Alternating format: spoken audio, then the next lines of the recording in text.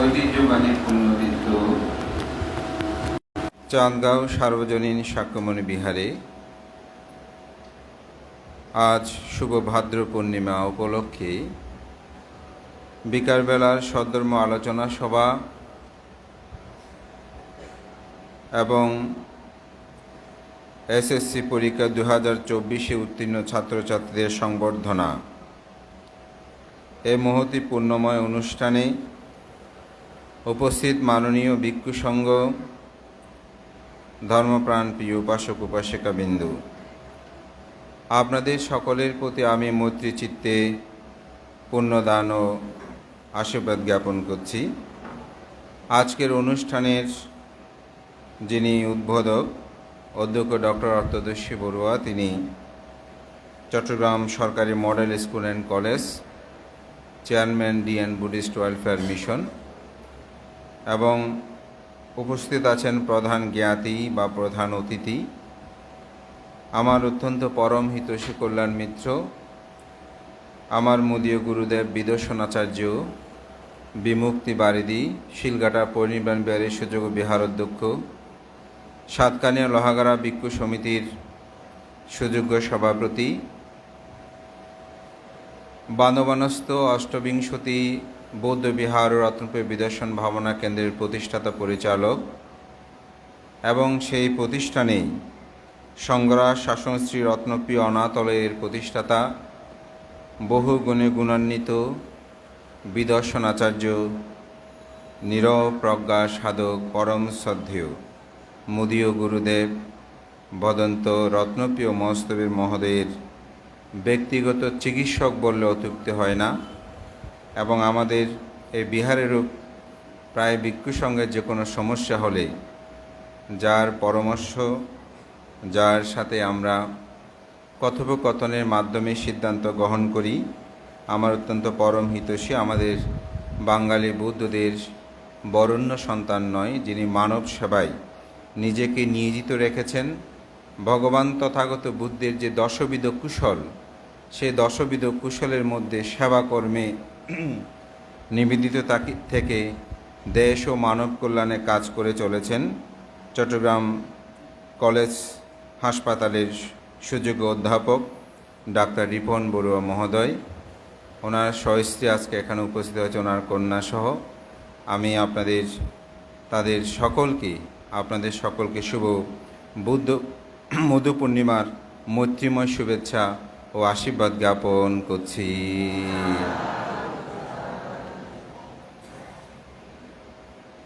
ভাদ্র পূর্ণিমা, এটি মধু পূর্ণিমা কেন? এই পূর্ণিমাকে আমাদের অনেক প্রাজ্ঞজন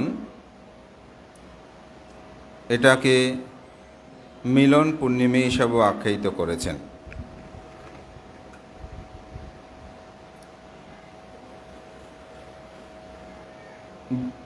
ভগবান তথাগত বুদ্ধ যখন কৌশম্বীরে অবস্থান করছিলেন তার 9তম বর্ষাবাসে, তখন বিনয়ধর এবং সূত্রান্তিক দুটি বিষয়ে পারজ্ঞ ভিক্ষু সংঘ অবস্থান করতেন। বিনয়ধর কি?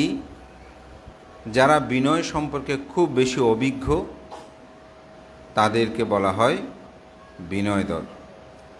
আমাদের মধ্যে অনেক ভিক্ষু আছেন, আমরাও নিজেরা যখন বিনয় সংক্রান্ত বিষয় নিয়ে আলাপ আলোচনা করি, তখন কোনো বিষয়ে সমস্যা সমাধানের জন্য আমরা যারা বিনয় সংক্রান্ত বেশি বিষয় জানে তাদের সাথে আলোচনা করি। আবার সূত্রান্তিক বলতে যারা সূত্রপিটক সম্পর্কে খুব অভিজ্ঞ এবং সূত্রপিটক বিষয় সম্পর্কে যারা খুব বেশি জানেন তাদের বিষয় নিয়ে আলোচনা হয়। যেমন আমিও দেখেছি আমার ব্যক্তিগত জীবনে অনেক ভ্রান্তি আমাদের মধ্যে। তো সূত্র বিষয়ে কোনো বেশি কথা হলে আমাকে বলে যে এই সূত্রটা কোথায়, কিভাবে, একটু অমুকরা বলছে একটু বুঝিয়ে দাও, অথবা বিনয় সংক্রান্ত বিষয়েও আলোচনা করে। আবার আমাদের মধ্যে আবিধার্মিক যারা অথবা অভিধর্ম বিষয়ে যারা প্রাজ্ঞ, তাদেরকে অভিধর্ম বিষয় নিয়ে আলোচনা করা হতো। তো তখন বুদ্ধের সময়কালে কিন্তু অভিধর্ম শব্দটা আসে নাই। কারণ আপনারা জানেন, গত ফাল্গুনী পূর্ণিমায়, শ্রাবণী পূর্ণিমায় আমি ষষ্ঠ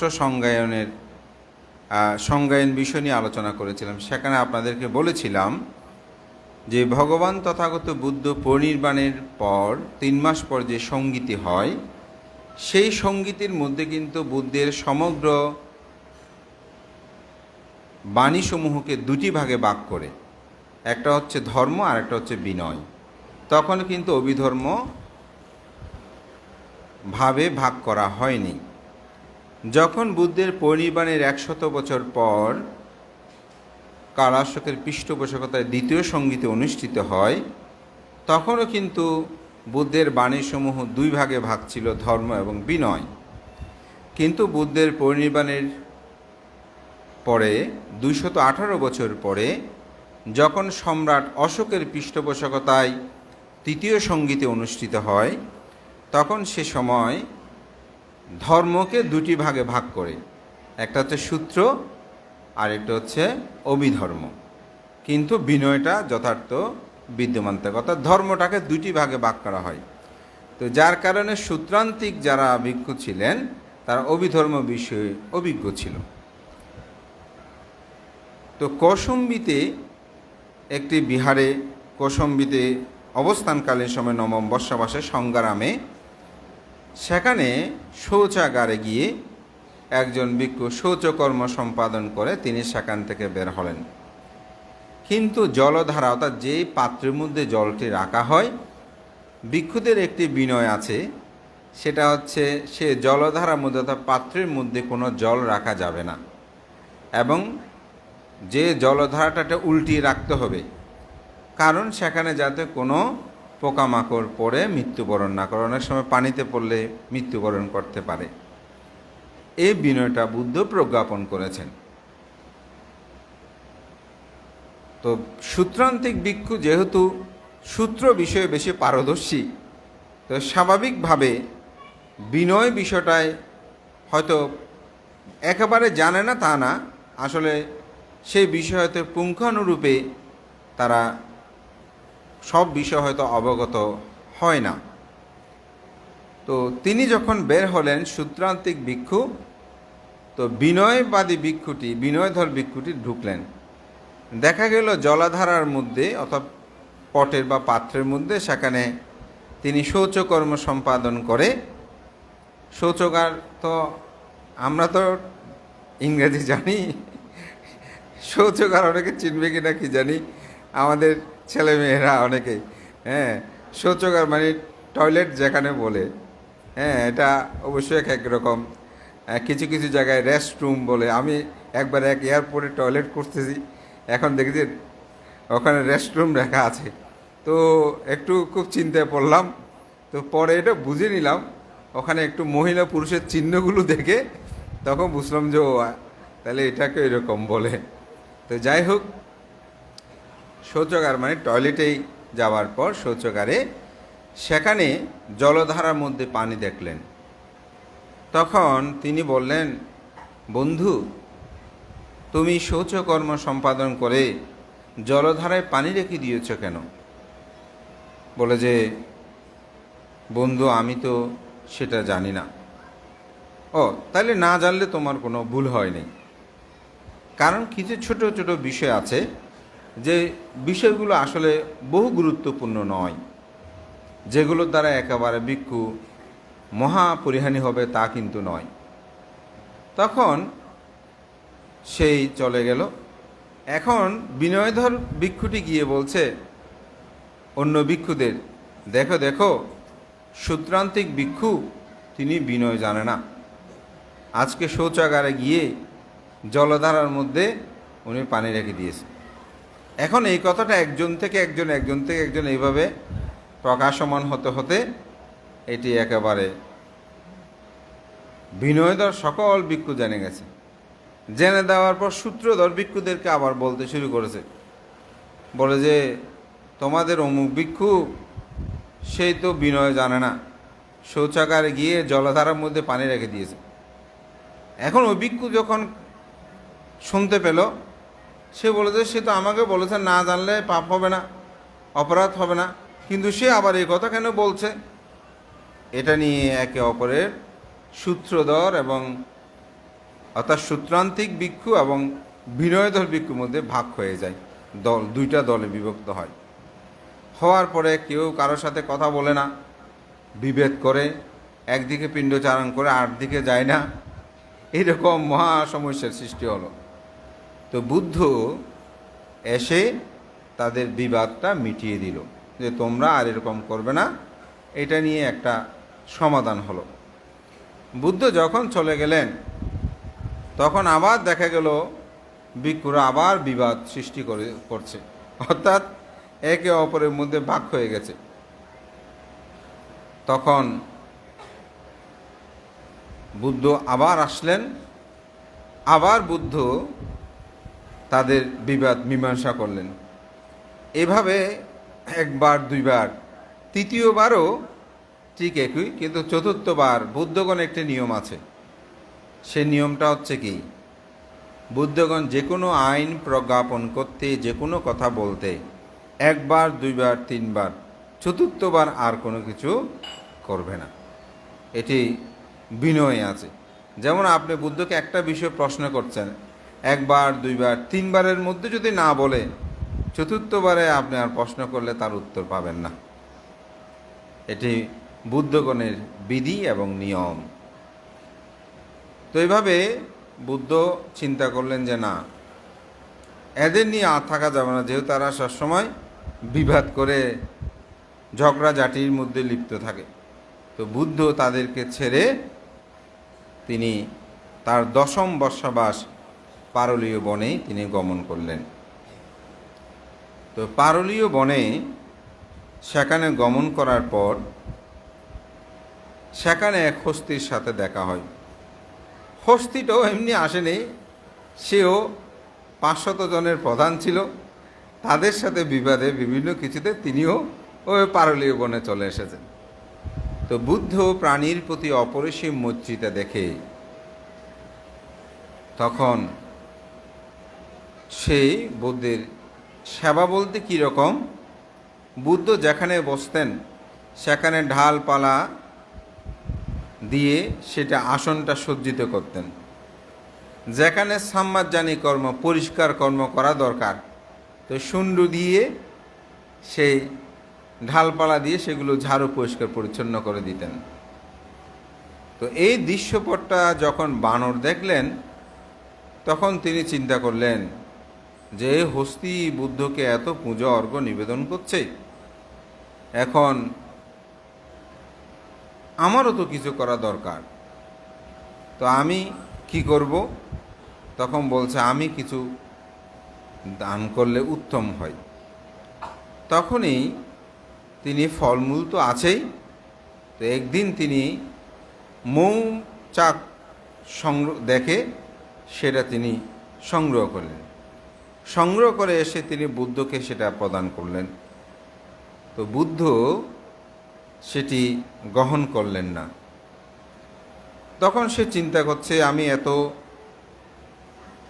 কষ্ট করে এটা আনলাম, বুদ্ধ কেন এটা গ্রহণ করছে না? তো মূলত সেই মৌচাকের মধ্যে কিছু জীবিত মৌমাছি ছিল, যেগুলো হয়তো বাচ্চা থাকা অবস্থায় একেবারে হয়তো উঠতে পারে, নড়াচড়া করতে পারে না। তখন সে চিন্তা করছে, ও বুদ্ধগণ তো প্রাণীর প্রতি অপরিসীম মৈত্রীপরায়ণ, সুতরাং বুদ্ধ সেই কারণেই মনে হয় তিনি এটি গ্রহণ করছে না। তখন সেগুলো তিনি বের করে, অর্থাৎ বানর সেগুলো বের করে নিয়ে সেটি দান করলেন। দান করার পর বুদ্ধ সেটা গ্রহণ করেছেন। তখন সেটি গ্রহণ করে, যখন বুদ্ধ গ্রহণ করে তখন তিনি প্রীতি আনন্দ মনে, বুদ্ধ আমার এটি গ্রহণ করেছে, এই আনন্দে এক গাছ থেকে এক গাছে লাফালাফি করতে করতে সে হঠাৎ গাছ থেকে পড়ে মৃত্যুবরণ করে। এবং বুদ্ধ সাহিত্যে কথিত আছে তিনি স্বর্গে উৎপন্ন হন। ধর্মপ্রাণ প্রিয় উপাসক উপাসিকাবিন্দু, তো আমার এখানে একটা বিষয় আছে, সেটা হচ্ছে আমেরিকাতে আমাকে একটা ছেলে, সে বাংলাদেশি বংশোদ্ভূত, তো ছেলেটা তার মাকে প্রশ্নটা করেছে, আমাকেও সেটা বলল। প্রশ্নটা হচ্ছে যে এই বানরটা বুদ্ধকে দান করেছে, দান করার পরে সে লাফালাফি করতে করতে সে যে মারা গেল, এটা মা কাজটা কি ভালো হয়েছে? এটা তো মানে একটা প্রাণী সে মারা গেল, এটা তো মঙ্গলজনক নয়, আনন্দজনক নয়। এটা কেন হবে? এটা কেমন করে হয়? বুদ্ধ তো চাইলে বানরটাকে রক্ষা করতে পারত, কিন্তু রক্ষা না করে সে বানরটা গাছের মধ্যে লাফালাফি করতে মারা গেল। বুদ্ধ তো তাকে লাফালাফি নিষেধ করে তাকে রক্ষা করতে পারত। এটা মা হিউম্যানিটিটা আমার মানে যথার্থ হয় না।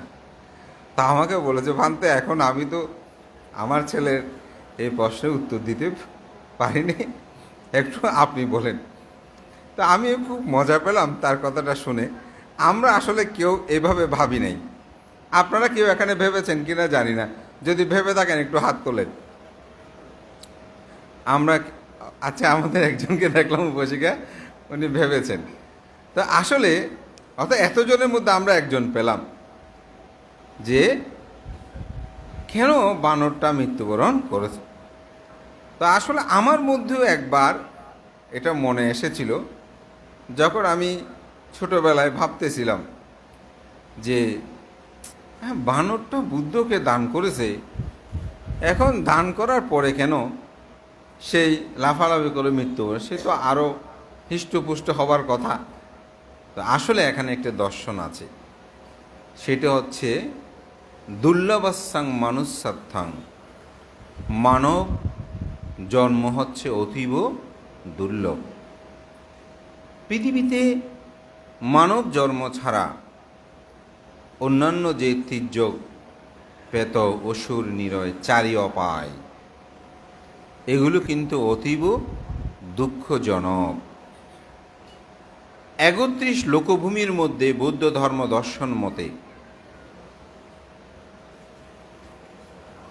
চারিটি হচ্ছে অপায়। অপায় মানে যেখানে দুঃখ পাই, তাহলে সেই চারিটা কি কি? তির্যক, প্রেত, অসুর, নিরয়, যেখানে উৎপন্ন হলে মানুষ দুঃখ পায়। তো এখন নরক থেকে, এটা তির্যক দিয়ে আমরা ভাবতেছি, আচ্ছা নরক থেকে যদি কোনো মানুষ মৃত্যুবরণ করে সে স্বর্গে উৎপন্ন হয়, আপনারা খুশি হবেন নাকি বেখুশি হবেন? আচ্ছা, প্রেতলোক থেকে উদ্ধার হওয়ার জন্য আপনারা জলধারা দিয়ে পানি দিলে পুণ্যদান করতেছেন না? তাহলে একটা প্রেতর মৃত্যু চাচ্ছেন, সেরকম হয় না কথাটা? একটা প্রেত সে যাতে মৃত্যুবরণ করে, মৃত্যু মানে চ্যুত হয়ে, প্রেতলোক থেকে চ্যুত হয়ে সে স্বর্গের মধ্যে গমন করুক বা আবার মনুষ্যলোকে আসুক, এটার জন্য বড় বড় সংবিধান হচ্ছে না, অনেক ভিক্ষুসংঘ আনতেছেন। তাহলে একটা প্রেতর মৃত্যু কেন কামনা করছেন? অনেকটা সেরকম প্রশ্ন আসে না? অসুর মানে হিংস্র, ওইটাও একটা অসুরক উৎপন্ন হয়। তাহলে একটা অসুর, সেও যাতে অসুর লোক থেকে মনুষ্য লোকে আসে আমরা চাচ্ছি না।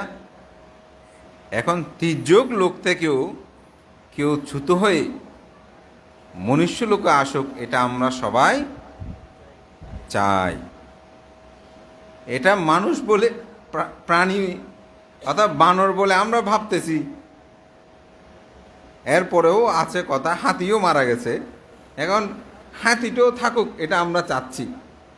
কিন্তু এই তির্যক পেত অসুর নিরয় সেখান থেকে যদি আপনি মুক্তি লাভ করতে পারেন তাহলে সেটা মঙ্গলজনক না?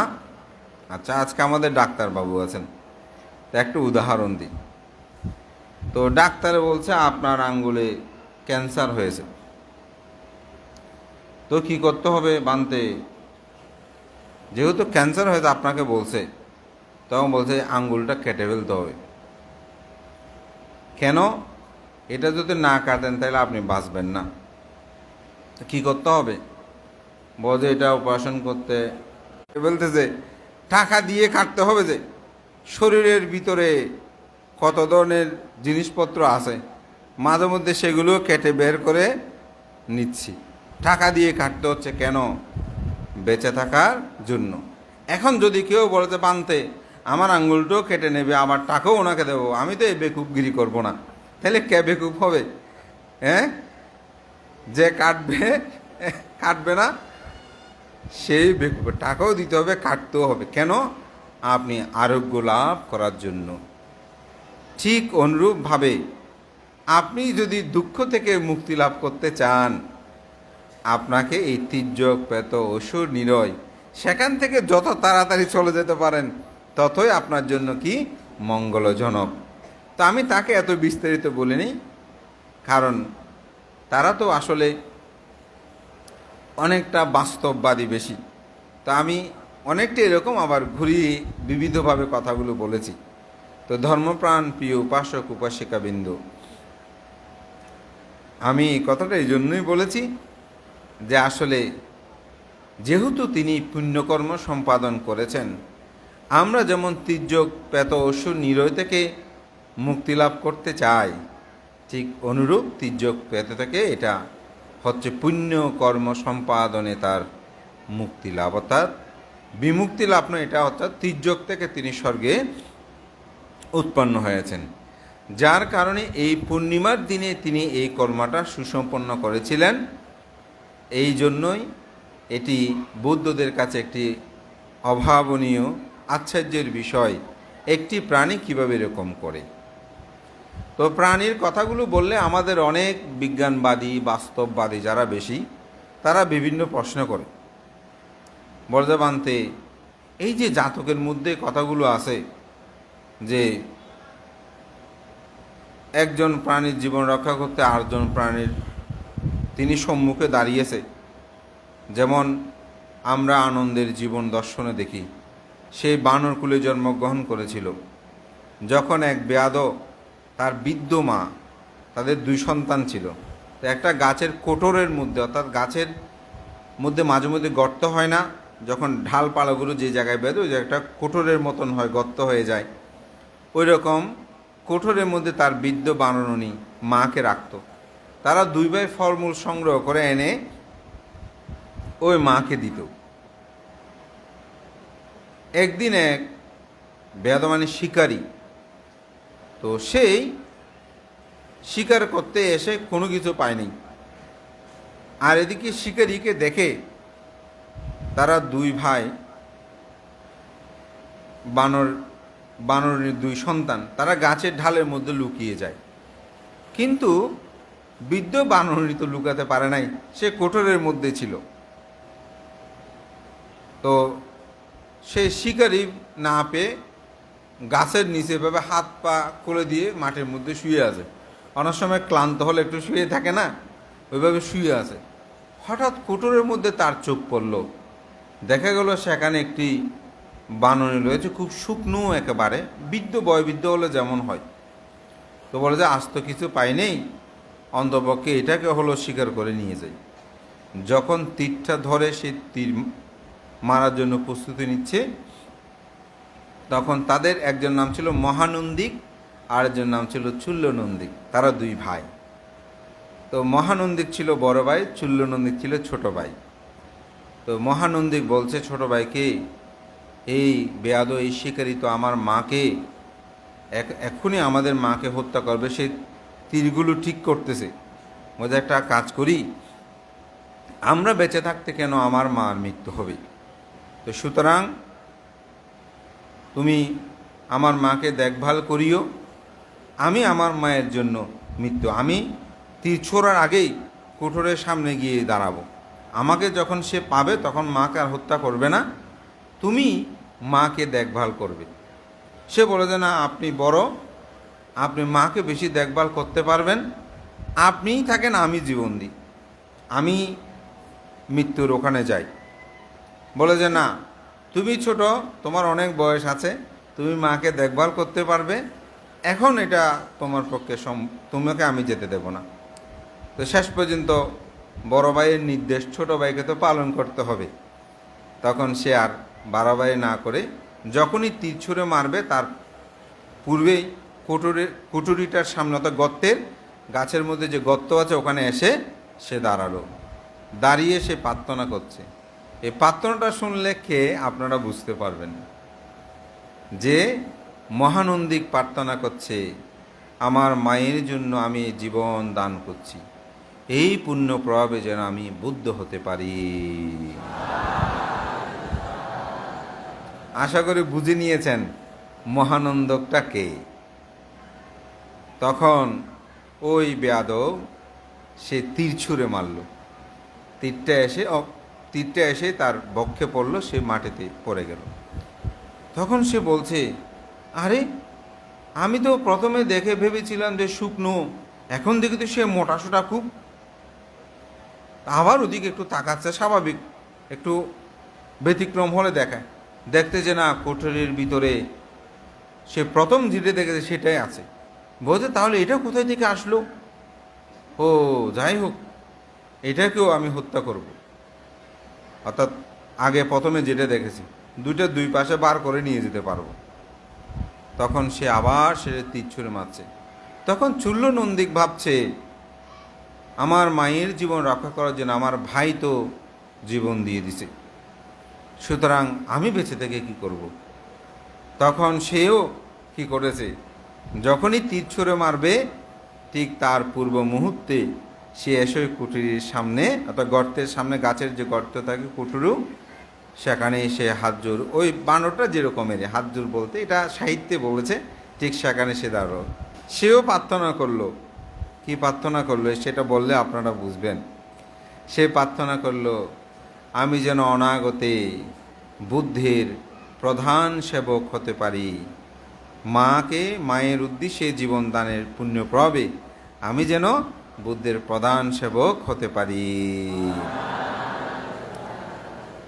সেটাকে বলতে হবে, আপনারা বুঝে নিয়েছেন। তখন তাকেও তীর ছুঁড়ে মারল। তখন সেই বক্ষে আঘাত প্রাপ্ত হয়ে মাটিতে লুটিয়ে পড়ল। লুটিয়ে পড়ার পর সে দেখছে, ও এটাও আমি যেটা গাছের মধ্যে দেখেছি এটার সাথে তো মিল খুঁজে পাচ্ছি না। সে আবার সেদিকে তাকালো, তাকিয়ে দেখতে পেল সেখানে আরেকটি আছে। তখন সেটাকেও সে হত্যা করল। এই তিনটাকে সে ভার করে নিয়ে গ্রামে প্রবেশ করলো। গ্রামের মানুষ দেখার সাথে সাথে বলছে, এই বেয়াধব শিকারী, তুমি শিকারি নিয়ে ব্যস্ত, তাড়াতাড়ি যাও, তোমার বাড়িতে আগুন ধরেছে। সে দূরে আসো, বলে যে অবস্থা বড় ভালো নয়, তোমার স্ত্রী পুত্র কন্যা বেঁচে আছে কিনা দেখো। দ্রুত এসেই সে দেখতে পেল তার স্ত্রী পুত্র কন্যা তারা তিনজনেই আগুনে দগ্ধ হয়ে মৃত্যুবরণ করেছে। তখন সে স্বাভাবিক, যদি সন্তান স্ত্রী তারা যদি আগুনে দগ্ধ হয় কেমন লাগে, তখন তার হৃদয় বিদীর্ণ হয় সেখানে। অর্থাৎ হৃদয় বিদীর্ণ বলছে এখন কি বুঝবো, অর্থাৎ স্ট্রোক করেছে বলি না, সহজে বুঝবেন। অনেক সময় অনেক কিছু হঠাৎ শুনলে স্ট্রোক করে না, তো এখন এরকম সেই বেয়াদ স্ট্রোক করে, বা হৃদয়, সাহিত্যে লেখা আছে হৃদয় বিদীর্ণ হয়ে সেখানে তার মৃত্যু হয়, এবং মৃত্যুর পরে সে মহাবিচি নরকের মধ্যে উৎপন্ন হয়। তো জাতকে এটি কথিত আছে। এই মহানন্দিক ছিল আমাদের মহামানব তথাগত গৌতম বুদ্ধ, তার বুদ্ধি সম্ভার পানবে পুণ্যতা জীবনে। আর ছোট ভাই ছিল আনন্দস্তবী, যিনি বুদ্ধের প্রধান সেবক ছিলেন। এবং তৃতীয় যে হত্যা করেছে বানরণী ছিল মহামায়া, অর্থাৎ গৌতম বুদ্ধের যে মাতা ছিলেন মহামায়া, সে মহামায়া, এবং যিনি হত্যা করেছেন বেয়াদব, সে কী ছিল? এটা আমরা সবাই জানি, বলতে পারে না, দেবদত্ত।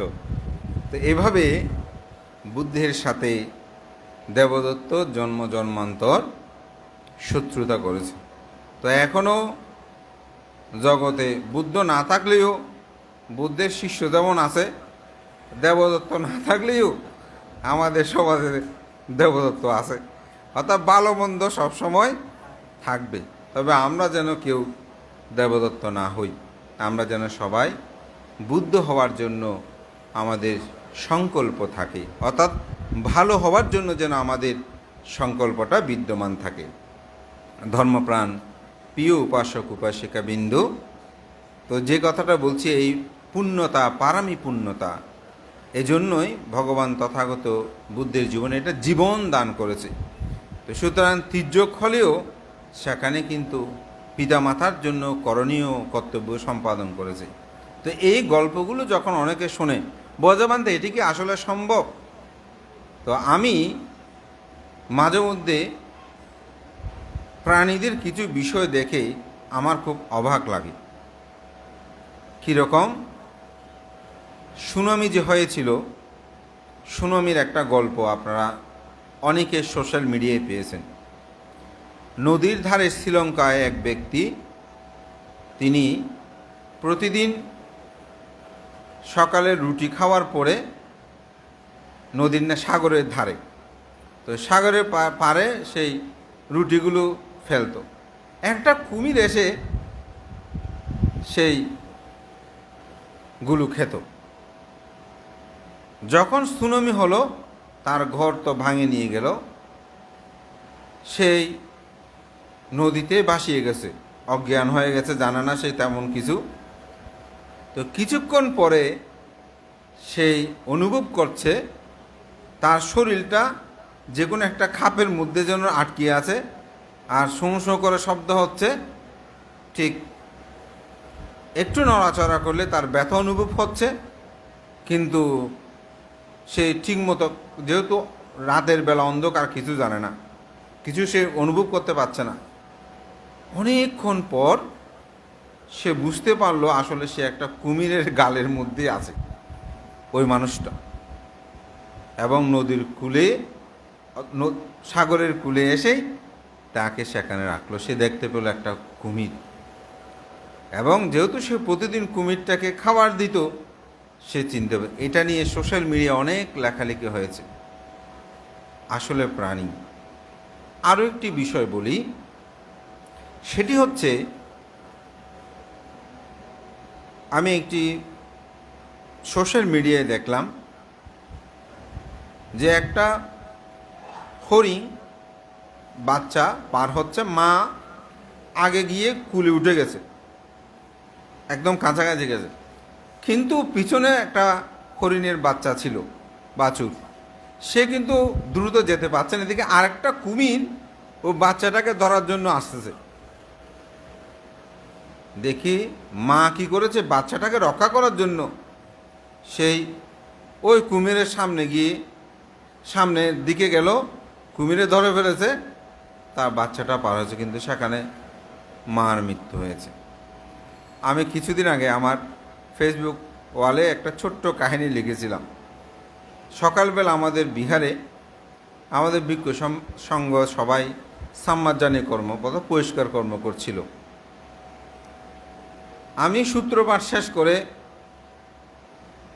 বুদ্ধের রুমে গিয়ে পরিষ্কার পরিচ্ছন্ন করে বন্দনা করব, দেখি চিৎকার দিচ্ছে। এখন আমাদের জয়রত্ন, সে তো কথা কম বলে, এখন আমি চিন্তা করি কিরে আজকে জয়রত্ন কেন চিৎকার করতে, ঘটনা কি? তা আমি মনে করি যে কোনো একটা কিছু হবে, হেই হেই করে চিৎকার দিচ্ছে। সাধারণত সেই কথা কম বলে, এক একজন এক এক রকম।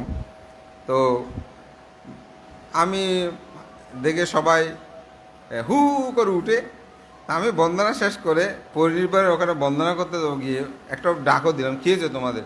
বলতে কুকুর একটা এরকম ওখানে রক্তে সব জায়গায় এলোমেলো হয়ে গেছে। তখন আমি নিচে বন্দনা শেষ করে নিচে আসলাম, দেখি যে হ্যাঁ, পরিষ্কার করেছে ওরা। এখন কুকুরটাকে কোনো ক্রমে, তা আমি বললাম যে একটু পানি দাও।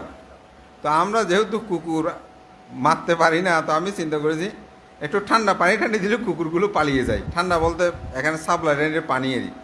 তা বলে একটু পানি দাও, বলতে বলতে পানি দিলেও যায় না, অনেক কষ্টে গ্রিলের ওদিকে পর্যন্ত নিয়ে গেছে, না তখন থেকে আবার ঢুকে গেছে। তো ওখানে একটা বাস ছিল, বাসটা দিয়ে অনেক আশেপাশে বাড়ি দিলাম, কুকুরকে তার বাড়ি দেওয়া যাবে না, যাচ্ছে না। এখন দেখি কুকুরটা ভয়ই পায় না। তো আরেকজন উপাসক উনি সোয়াই নিয়ে আমি উপাসক, আমরা মারি না যে কুকুরগুলো জানে, সেজন্য মনে হয় আমাদেরকে ভয় পাচ্ছে না। তো আপনি হলো তবে মারিয়েন না, একটু আপনি আশেপাশে বাড়ি দেন, দূরে দেন। কিন্তু সেই কুকুরটা যায় না। তো উপাসক আমাদের বলতে পারতে ওখানে কোনো বাচ্চা থাকতে পারে মনে হয়, কুকুরের জন্য যাচ্ছে না। তখন আমার মনে আসলো সেটা হ্যাঁ সেটাই হতে পারে। তা আমরা সোয়াইয়ের টাইম আছে, আমরা গেছে সোয়াইন টোয়াইন খেয়ে ছোটো বান্ধে শ্রবণদেরকে বললাম, বোধহয় সদ্ধর্মকে, যে এই নিচে কি শম্ভুদিকে বললাম তোমরা দুজনে গিয়ে এটা একটু পরিষ্কার করো। তো দেখলাম যে তারা সেখানে পরিষ্কার কর্ম করতে গিয়ে দুটা মৃত কুকুরের বাচ্চা বা বাছুর পাওয়া গেল। এখন এগুলো নাকি বের করার পরেই একটা বাছুর সে নিয়ে গালে মুখে করে নিয়ে সে চলে গেছে। তো আরেকটা ছিল ওইটা ওরা ওইদিকে। তো আমি মনে মনে ভাবতেছি একটি কুকুর সে কিভাবে বাচ্চার জন্য কেমন করছে। এই আমরা এখানে যারা আছি আমাদের মা বাবারা তার চেয়ে অনেক বেশি কিছু করেছে না? অবশ্যই বেশি কিছু করে, কিন্তু আমরা কি সেই মা বাবাকে মর্যাদা দিই? সেটা আপনারা নিজেদের চেতনায় জাগ্রত করবেন। আমরা তাদের সাথে কিভাবে কথা বলি একটু চিন্তা করে দেখবেন। তারা মনে কষ্ট পেলে কেমন হবে এটি ভেবে দেখবেন। তাদের রক্তে শিরায় উপশিরায় মাধ্যমে আমরা এই পৃথিবীতে জন্মগ্রহণ করেছি। তাহলে আমাদের জন্মটা মা বাবার অবলম্বনে, কিন্তু আমরা সেই মা বাবার সাথে কীরকম আচরণ করি। বুদ্ধ তার বুদ্ধিসত্ত্ব জীবনে মাথার জন্য তিনি জীবন দান করেছেন। শুধু মাথা না, পিতার ক্ষেত্র আছে, ওইদিকে যাচ্ছি না। তাহলে আমাদের কীরকম করা উচিত? তো যেটা বলছিলাম, তির্যক প্রাণী হলেও জাতকের যে কথাগুলোকে যারা প্রশ্নবিদ্ধ করে, আমি তাদের জন্য এই কথাগুলো বলেছি। তো বলে যে তারা কি কথা বলতে পারে কি না, অনেকে এটা বলে। অনেকে বিভিন্ন জায়গায় লেখালেখি করে, ব্রহ্মদত্তের রাজত্বকালে বানারসিতে বর্তমান দেখা কথা ওখানে কেন ঘটনাটা হয়েছে এরকম বলে। তারপর বলে যায় কীভাবে বানতে বানানোর কথা বলে, অমুক কথা বলে। তো এটা যুক্তি দিলে আরও ওদিকে যেতে হবে, অত কথা যাব না। আমি শুধু এইটুকু বলবো, আমি একটা বাসায় গিয়েছি, একটা মুরগি সে অনেক বড় হয়ে গেছে। মুরগিটার একটা নাম ধরে ডাকলে সে দ্রুত আসে। ফাঁকি টাকির কথা বলছি না, এগুলো তো আপনারা জানেন। এখন আমি বললাম উপাসক আবার মুরগিটা কোথায় থেকে ভেবেছে, আমি মনে হচ্ছে এমনি বাড়িতে নিয়ে আসছে, খাওয়া দাওয়ার জন্য নিয়ে আসছে। মহাবলদের প্রান্তে আমার ছেলে ময়লা ফেলতে গেছে যে, এখন ওখানে এইটা অনেকটা আধমরা অবস্থায় ছিল, ওখান থেকে নিয়ে আসছে। এখন নিয়ে আসা পর এটাকে যখন একটু লালন পালন করেছি, সে মানে সেবা যত্ন দিয়ে সুস্থ, এখন এটাকে বানতে বাসায় রেখে দিয়েছে। তো ওইটাকে কিছুদিন আগে খবর পেলাম, বছর দুয়েক আগে, আমি আপনাদের মুরগিটার খবর কি, এটা কেমন আছে? বর্তমানতে এটা মরে গেছে বলতে তো চোখে পানি টল করছে, শুনেছি এটার জন্য সঙ্গদানও করেছে নাকি। তো যাই হোক, এটা ভালো কাজ প্রাণীর জন্য। আমরা তো অনেক কুকুর মারা যাওয়ার পরে সঙ্গদান করেছে, যে আমি সঙ্গদানে গিয়েছি। তবে বুদ্ধের সময়কালেরও কুকুর মৃত্যুবরণ করেছে, সঙ্গদান করেছে, যে এরকম ইতিহাস কিন্তু আছে, মানে কাহিনী আছে। তো এই যে আমি দেখেছি আসলে আদর লাগার কথা, ওইটার কি একটা নাম দিয়েছে, মানে মানুষের যে নাম সে ধরনের। সেটা বলে দেখি মুরগি এসে পাখা দিতে বললে এরকম সে ডানাগুলো পাকগুলো নাড়াচাড়া করে, মানে এক অদ্ভুত ব্যাপার। তাহলে সে কথা কিভাবে বুঝে? যেমন কুকুরকে চুপ বললে সে আর কথা বলে না, হে এটা আমাদের পরিচিত, চিনি, এরকম করিস না, দেখি মানে নিশ্চুপ হয়ে গেছে। তাহলে কথা আদান প্রদান। আর বুদ্ধ, যিনি চারে অসংখ্য লক্ষাধিক কল্প পারমে পূরণ করেছেন, তিনি তো সাধারণ কোনো নয়, তিনি বুদ্ধ। তো সুতরাং সেটি আমাদেরকে উপলব্ধি করতে হবে, বুঝতে হবে। পৃথিবীর অনেক কিছু আমরা উপলব্ধি করতে পারি না। আমার অনেকগুলো দেশনা আমি এই বিষয়ে বলেছি। একটা উদাহরণ বলি। বুদ্ধ বলছেন, জগতে আমি আকাশে যেরূপ তারা দেখেছি তার চেয়েও বেশি আমি চক্ষু দান করেছি। এটা বুদ্ধ কখন বলেছে? আজ থেকে 2500 বছর আগে। শশাগরা সাগরে যেরূপ পানি আছে তার চেয়ে বেশি আমি রক্তদান করেছি। পর্বতটিলাতে তার চেয়ে বেশি আমি মস্তক দান করেছি, মাথা দান করেছি। এই শশাগড়ায় যত মাটি আছে তার চেয়ে বেশি আমি মাংস দান করেছি। আজ থেকে 200 বছর আগে রক্তদান করা যেত, এটা কি মানুষ জানে? ডাক্তারবাবু, এটা আবিষ্কার হতে বেশি দিন না, একজনের রক্ত একজনকে দিতে হয়তো 100 বছর বা 50 বছর, কিন্তু তার আগে এটা সম্ভব ছিল না। মাংস দান, একজনের মাংস একজনকে দিচ্ছে না, এ মাংস দান কি ছিল? ছিল না। চক্ষু দান ছিল, এখন তো একজনের চক্ষু আরেকজনকে দেওয়া যায়। 2500 বছর আগে তো সেটা ছিল না, বা 200 বছর আগে ছিল না। তো এই মানুষগুলো যদি 200 বছর আগের মানুষগুলো যদি বলে থাকে বুদ্ধ যে কথাটা বলেছেন কথাটা সঠিক নয়, কারণ মাংসদান, চক্ষুদান, রক্তদান এগুলো করা যায় না। আজ থেকে 100 বছর 200 বছর আগের মানুষগুলো সেগুলো তো দেখে নাই, তাহলে তাদের কাছে বুদ্ধের এই কথাটা মিথ্যা মনে হয়েছে না? কিন্তু আজকের দিনে এসে আমরা সেটা বলছি না, এটা সম্ভব, চক্ষুদান করা যায়, রক্তদান করা যায়। আমাদের এখানে আমরা প্রায় জনেই রক্তদান করি, আপনারাও অনেকে রক্তদান করেছেন। তাহলে 100 বছর আগের মানুষগুলো যারা বুদ্ধের এই কথাটাকে মানতে পারে নাই, অবিশ্বাস করেছে, তারা কি ভুল করেছে নাকি সঠিক করেছে? অবশ্যই তারা ভুল করেছে। কারণ বুদ্ধের কথা সঠিকভাবে উপলব্ধি করতে হলে বুদ্ধ জ্ঞানেরও দরকার রয়েছে। তো যার কারণে আমি যেটা বলছি, এখন আরেকটা জিনিস বাকি আছে, সেটা হচ্ছে কি মস্তক দান। এখনও মাথা দান হয় না, তবে আমি বলি ইট ইজ কামিং থ্রু, এই সত্যটাও আসতেছে। কেন? আমি একবার বছর 5 আগে একটি চিকিৎসা বিজ্ঞানের কথা শুনলাম। সেটা হচ্ছে একটা ইঁদুরের মাথা কেটে 8টা ইঁদুরের মধ্যে সংযোগ করে দিয়েছে, প্রায় ঘন্টা 10 বেঁচে ছিল, তারপর মারা গেছে। এখন ওরা অনেকেই বলা বলি করছে যে এই সত্যটাও হতে পারে, কোনো প্যারালাইজ রোগী যদি মানে পড়ে থাকে দেহ, তাহলে মাথাটাকে আরেকজনকে লাগিয়ে দেবে, এই ধরনের বিভিন্ন কথা। যাই হোক, এটা হয়তো যখন সত্য হবে তখন এটা হয়তো আমরা গ্রহণ করে নেব। তবে আমি এটা বলি, অনেক সময় অনেকগুলো বিষয় আমরা উপলব্ধি না করে মিথ্যা বলতে চাই, কিন্তু এগুলোকে উপলব্ধি করা দরকার। বানর যে মধু দান করেছে, এই এতগুলো কথা বলার কারণ আমাদের প্রজন্মরা অনেক সময় এটা একটা কথা নাকি বানর মধু দান করেছে, এটা কি?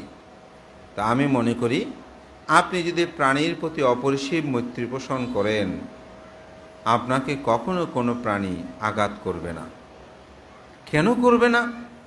কারণ আপনি যে তার মঙ্গল কামনা করেন। আপনারা জানেন থাইল্যান্ডের মধ্যে একটা টাইগার টেম্পল ছিল, এটা অবশ্যই বিভিন্ন প্রেক্ষাপট এটা বন্ধ করে দিয়েছে। ওখানে যে বাঘগুলো ছিল ওগুলো কিন্তু কোনো মানুষকে আক্রমণ করতো না, অথচ বাঘের সামনে মানুষ পড়তে চায়, বাঘের সামনে কেউ যেতে চায় না, কিন্তু ওখানে গেলে বাঘের সাথে আপনি কি করতে পারবেন, ছবি তুলতে পারবেন, ধরতে পারবেন। সেরকম ঘটনা হয়েছে না? হয়েছে। অর্থাৎ প্রাণীর প্রতি বুদ্ধ যেহেতু অপরিসীম মৈত্রী পোষণ করতেন, সেই কারণেই এ বানর মধুদান করেছিল। পরবর্তীতে এই মধুদান দেখে পুণ্যকর্ম সম্পাদনের মাধ্যমে তিনি যেমন স্বর্গে উৎপন্ন হয়েছেন, ইতিমধ্যে ভিক্ষুদের অবস্থাটা কি হলো? বুদ্ধ যখন চলে গেছেন পারুলীয় বনে, এখন ভিক্ষুরা বিভক্ত হয়ে গেছে। দায় দেয়কারা কি করেছে? খাওয়া দাওয়া, দান দেওয়া বন্ধ করে দিল। কেন? বলে যে ভিক্ষুদের দিয়ে কোনো লাভ হবে না, দুর্বিনীত এই ভিক্ষুদের দান ধর্ম করতে গিয়ে এখন তারা বিবাদ করে বুদ্ধকে পর্যন্ত আমরা পূজা করতে পারছি না। তখন দান ধর্ম সব বন্ধ করে দিল। তো বন্ধ যখন করে দিল, তখন ভিক্ষুরা অসহায় হয়ে পড়লো। তারা তো আর চাষবাস করে না। এখন একে অপরের মধ্যে আস্তে আস্তে তাদের ভুলগুলো বুঝতে পারলো যে এটা আমাদের যথার্থ হচ্ছে না। তখন তারা কি করেছে? আবার ঐক্যবদ্ধ হলো। ঐক্যবদ্ধ হয়ে আনন্দস্তবীরকে এই বিষয়টা বললে তারা কুসুম্বী থেকে সে পারুলীয় বনে গমন করে। পারুলীয় বনে গিয়ে কিছু দূর যাওয়ার পর তাদেরকে বলো, তোমরা এখানে দাঁড়াও, আমি একা বুদ্ধের সাথে সাক্ষাৎ করি। তো বুদ্ধকে যখন দেখতে গেল, তখন হস্তিটা বুদ্ধকে রক্ষা করার জন্য যখনই আনন্দস্তবীরের সামনে আসে, হস্তিটা দুঁততে শুরু করে, অর্থাৎ আসতে দিচ্ছে না। তখন বুদ্ধ বললেন যে তাকে আসতে দাও। তো আনন্দে এসে বললেন, তথাগত বুদ্ধ, ভিক্ষুগণের বিবাদ এখন মীমাংসা হয়েছে, তারা একে অপরের মধ্যে তারা আন্তরিকতার সৃষ্টি করেছে, তারা আর বিবাদ করছে না। আপনি আমাদের ভিক্ষু সংঘের সম্মুখে চলে আসুন। আসার জন্য প্রার্থনা করলেন। এটা নিয়ে দুটো বিষয় আছে। আজকে দুপুরে আমি এই বিষয়টা নিয়ে কথা বলছিলাম। তো এটা এখনও আমার সমাধানটা হয়নি। একটা হচ্ছে বর্ষা মাসের মধ্যে কিভাবে বুদ্ধ পারুলীয় বন থেকে গেলেন। আবার কিছু বই বলছে যে বর্ষাবাস শেষান্তে তিনি গিয়েছেন পারুলীয় বন থেকে। এটা নিয়ে একটি বিষয়, দুটা গ্রন্থে দুই রকম। এটার অর্থকথাটা আমি আসলে আমার কাছে আজকে ছিল না, আমি এটা দেখার সৌভাগ্যটা হয়নি।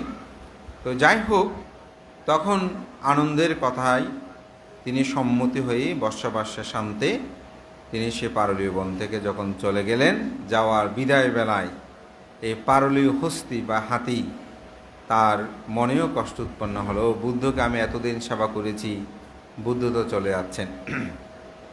তখন তারও অনুরূপভাবে সে বুদ্ধে চলে যাওয়ার মনে কষ্টে মৃত্যুবরণ করে, সেও স্বর্গের মধ্যে উৎপন্ন হয়।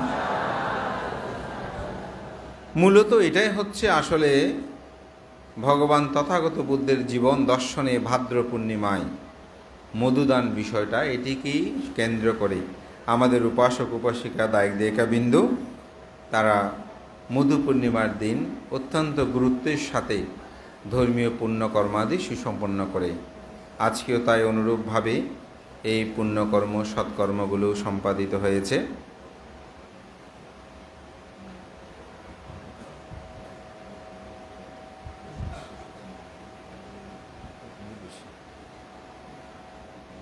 তো আজকে আমি মনে করি সে ভাদ্র পূর্ণিমা, যেটাকে মধু পূর্ণিমা, আবার আমাদের পরম শ্রদ্ধেয় সুগত বংশবান্তে তিনি এটাকে মিলন পূর্ণিমা বলেছেন, যেহেতু ভিক্ষুদের মধ্যে মিলন সংগঠিত হয়েছে।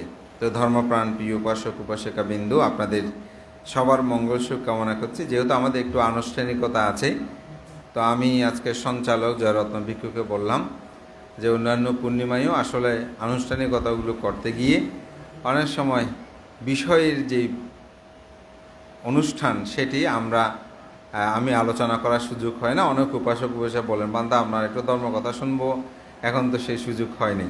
তো সেজন্য আজকে একটু আমি আগেই সময়ও আছে, সেজন্য ধর্ম কথা আমার জ্ঞান ও নেত্রে যাহা উপলব্ধি করি তা আপনাদেরকে ব্যক্ত করেছি। এটাই মূলত মধু পূর্ণিমা। এই পূর্ণিমায় আমাদের সবার মধ্যে সুন্দর চেতনাবোধ জাগ্রত হোক।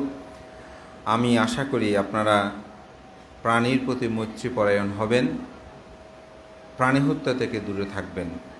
যারা প্রাণী হত্যা করে তারা জন্মান্তরে অল্প আয়ু হয়ে জন্মগ্রহণ করে এবং কঠিন রোগ ব্যাধি আমরা যে বলে আমার এই রোগ সে রোগ, এগুলো প্রাণীকে কষ্ট দিলে, প্রাণীকে আঘাত করলে এরকম হয়। তো সুতরাং আমরা যেন কোনো প্রাণীকে আঘাত না করি, প্রাণীর প্রতি মৈত্রীপরায়ণ হই, প্রাণীকে যেন আমরা মৈত্রী দিয়ে তাদেরকে রক্ষা করার জন্য চেষ্টা করি। আজকে আধুনিক বিশ্বে এই যে প্রকৃতির এত বিপর্যয়, আজকে জলোচ্ছ্বাস হচ্ছে, অতিরিক্ত বৃষ্টি হচ্ছে, অতিরিক্ত খরা হচ্ছে, পরিবেশের ভারসাম্য রক্ষা হচ্ছে না, এটি কিন্তু তার কয়েকটি কারণের মধ্যে প্রাণী নিধন কিন্তু একটা। যেমন আমরা ছোটোবেলায় আমাদের গ্রামে প্রতিটি বাড়িতে আমরা গরু দেখেছি, ছাগল দেখেছি, হাঁস মুরগি দেখেছি, কিন্তু এখন আমার মনে হয় না হাঁস মুরগি আমাদের গ্রামে প্রায় 250 পরিবার। আমার ধারণা মতে যতটুকু, বেশিক্ষণ তো সঙ্গদানে গেলাম চলে আসি, তবু একটু আনুমানিক ধারণায় আমার মনে হচ্ছে পুরা পাড়া মিলে 50টা গরু হবে কিনা সন্দেহ। কিন্তু আমি ছোটোবেলায় দেখেছি আমাদের বাড়িতেও গরু গণার সময় দেখলাম 15-16টা ছিল, 21-22টা পর্যন্ত গরু আমি দেখেছি। আমাদের পাড়ার কিছু কিছু মানুষের বাড়িতে 32টা 35টা গরু ছিল। তাহলে পুরো পাড়াতে কতগুলো গরু ছিল চিন্তা করে দেখেন। এখন কয়টা আছে? এখানে কারো গরু আছে এরকম? আমাদের চাঁদগাঁও তো মহেশ ছিল, গরু ছিল, এখন তো আমার মনে হয় একটাও নাই। এই যে এখানে ফুলের মধ্যে গোবর দেওয়ার জন্য গোবর পাওয়া যায় না। তাহলে আমরা প্রাণী এরকম অসংখ্য, আগে বলতো যে গরুর মতন মানুষ হয়েছে, এখন আমার মনে হয় তো মানুষের মতো গরু নেই, সেরকম হয়েছে না? তো প্রাণীর নিধনে আজকে পৃথিবীর ভারসাম্য আমরা হারিয়ে ফেলছি। তো আমাদের পৃথিবীর সাস্টেনেবল যদি আমরা করতে, সেরকম টেকসই পরিকল্পনা আমাদেরকে করতে হবে। তো আজকে মধু পূর্ণিমার দিনে শুধু একটা বিষয় নয়, কিছুদিন আগে সে জলবায়ু পরিবর্তন নিয়ে একটি অনুষ্ঠান হয়েছিল, সেখানে আমি আমার বক্তব্যে সেটা বলেছি যে প্রাণীর প্রতি যেন আমরা মৈত্রী পোষণ করি। সবার মঙ্গল সুখ কামনা করে, আপনাদের সবার হিতসুখ কামনা করে আমি যে গাথাটা দিয়ে শুরু করেছিলাম, নাপারিসাং বিলু মানু নাপারিসাং কাথা কাথা আত্মিনাও আবিকায়াং কাথানি আকাতা নিসা। বুদ্ধ তাদের সমাধানান্তে এই গাথাটা বলেছিলেন যে তোমরা কে কী করেছে সেটা না ভেবে, সেটা নিয়ে সমালোচনা না করে, আত্মিনাও আবিকায়াং আকাতানি কানিচ, আমি কি করছি সেটাই তোমরা ভাববে। তো আমি মনে করি আমাদের মধ্যে অনেকে আছে বেশি সমালোচনা করে, এরকম সমালোচনা না করে অমুক এই করছে সেই করছে এই সে এগুলো না বলে আমি কি করছি সেটাই যেন আমাদের সকলের প্রত্যয় হয়, এই আশা ব্যক্ত করে আপনাদের সবার মঙ্গল কামনা করে আমার নাতি দীর্ঘ ধর্মকথা এবং সভাপতির আসন গ্রহণ করলাম।